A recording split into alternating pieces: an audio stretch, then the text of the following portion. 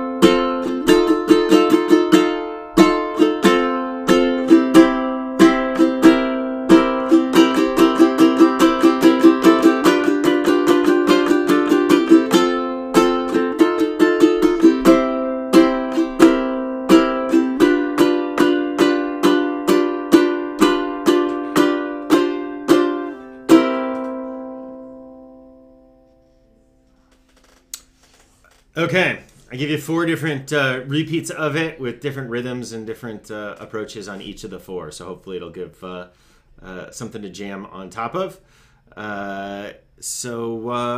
Wonderful. Any other questions, thoughts, anything about that before we play blues in a different key now?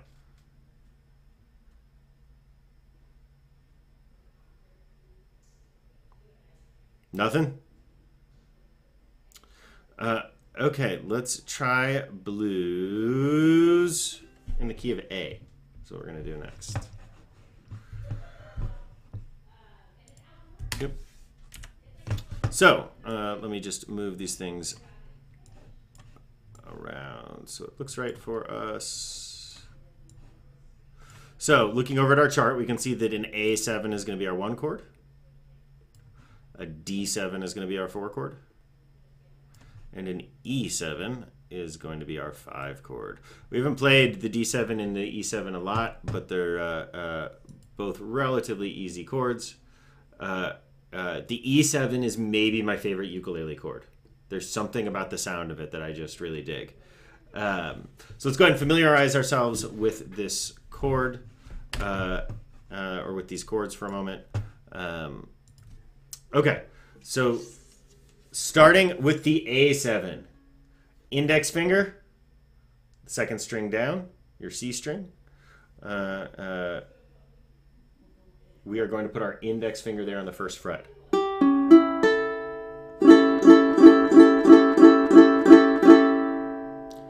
And then the D7, we're going to play with our middle and our ring finger. Middle finger goes up there on the 2nd fret on the G string. And our ring finger goes on the E string, the 3rd string down, also on the 2nd fret.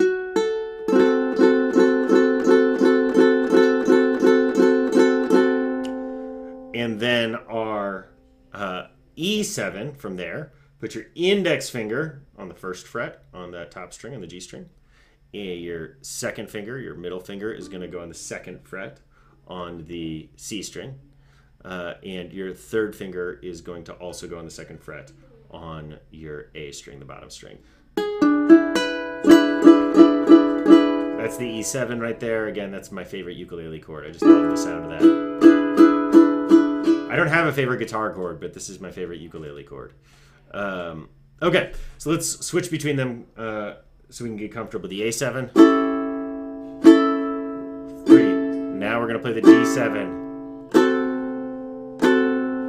3. Back to the A7.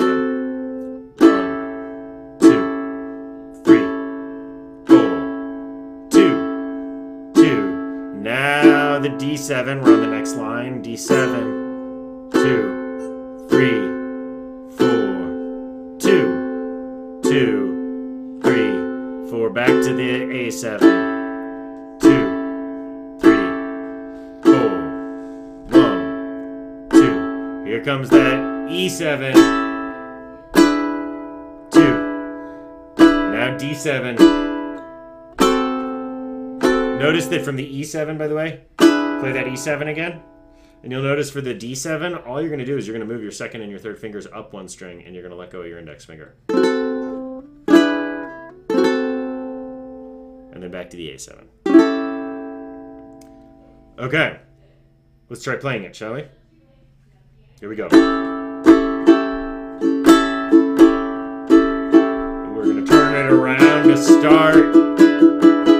Here we go now. A7. D7, back to A7.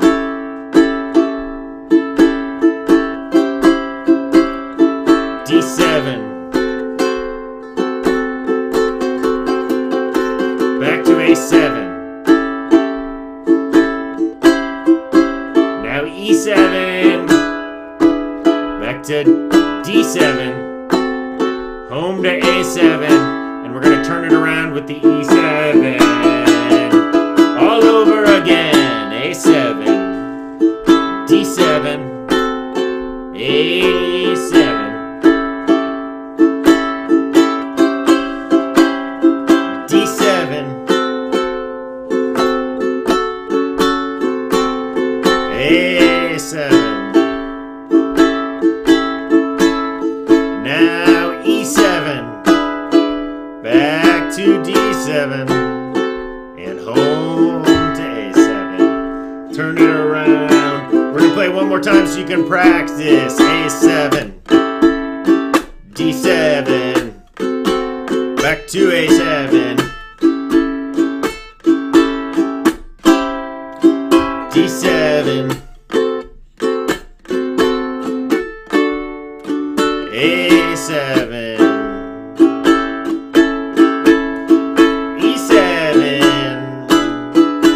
D7, home to A7. Turn it around, E7, and on your home of A7.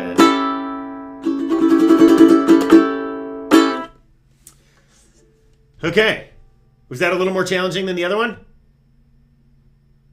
A little more, maybe? Yes, no? Okay. Do you want to play it in one more key, or is 2 keys of 12-bar blues enough for you? Daniel, can we learn a song that uses the 12-bar blues that we're sort of familiar? Is there a song that we might all be familiar with? Totally. In fact, I think that was part of our homework, was to come. Did anyone hear? Did anyone hear 12-bar blues? Did anyone find a song that sounded like it? I looked up a lot of lists, and I just didn't know most of the songs.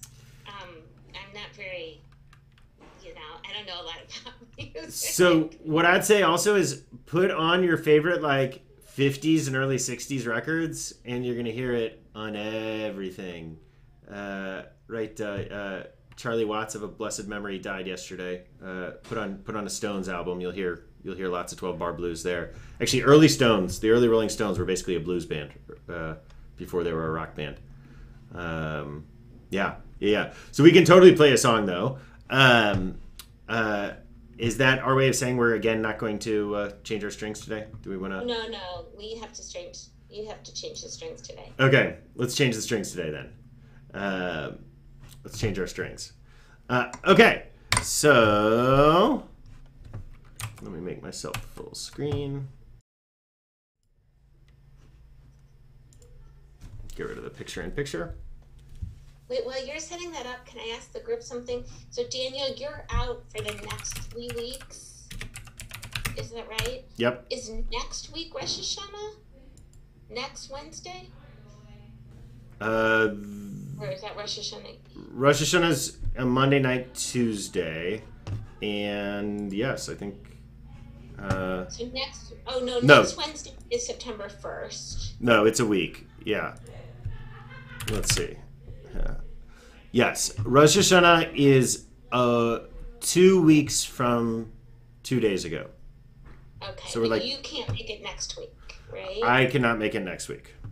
Okay, and then the week after is Rosh Hashanah day or the second day? Wait, it's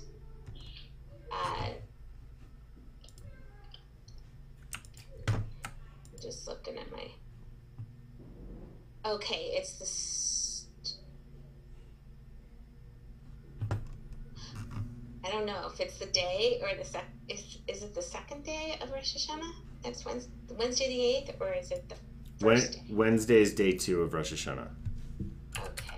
Well, my question for the group is if I threw out a link to all of you, my own personal link, who would show up next Wednesday?